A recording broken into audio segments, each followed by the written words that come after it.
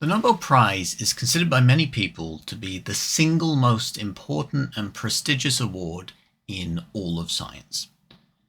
It was established by millionaire arms dealer Alfred Nobel in his will and was first awarded in 1901. Nobel outlined awards for physics, chemistry, medicine or physiology, literature, and peace, although we don't really care about those two last ones for this particular video. But let's look at those three science prizes. Only 3. That sends a dangerous message given the prestige the Nobel Prize enjoys. It implies that physics, chemistry, and medicine are somehow the most important sciences.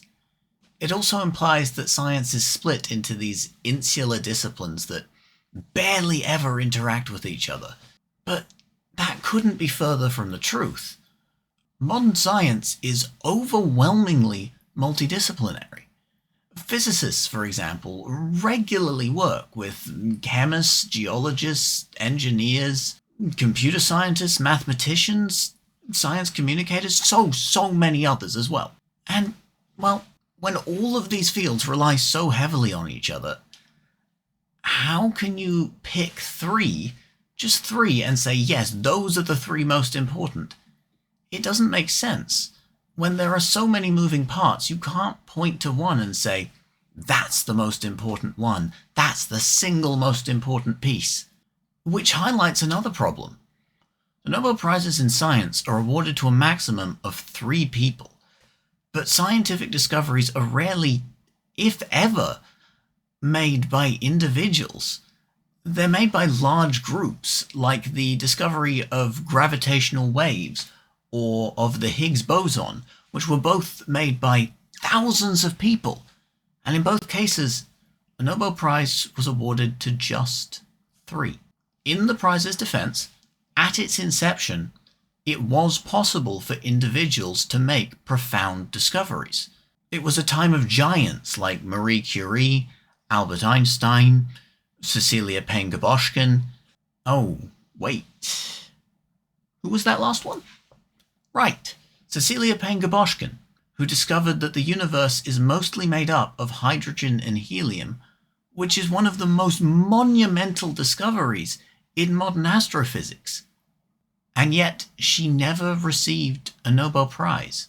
Neither did Rosalind Franklin, whose work was central to discovering DNA, or Chen-Shung Wu, who designed an experiment which proved that parity is not conserved in weak force interactions. And then the Nobel Prize for that discovery went to 2 other people. Even if you insist on only awarding it to 3 people, there was a spot left. What I'm getting at here is that the Nobel Prize is appallingly biased towards a specific group of people. That being men from the US, Canada, and Western Europe. You want proof? Well, here are the statistics. The breakdown of Nobel Prize laureates by region and gender. Nobel Prizes are awarded by previous laureates and a small committee of Swedish scientists. Completely unsurprisingly, they primarily award prizes in their own circles, and shockingly enough, those circles are scientists from the US, Canada, and Western Europe. Nobel Prizes are entirely unrepresentative of science.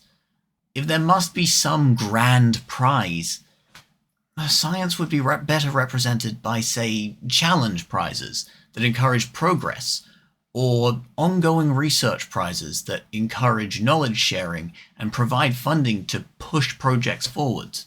I'm sure that there are many other ideas for science prizes far more representative than the Nobels. So go ahead and drop those in the comments below. And be sure to like and subscribe so this video can reach more people and we can strip the Nobel Prize of the prestige it never deserved.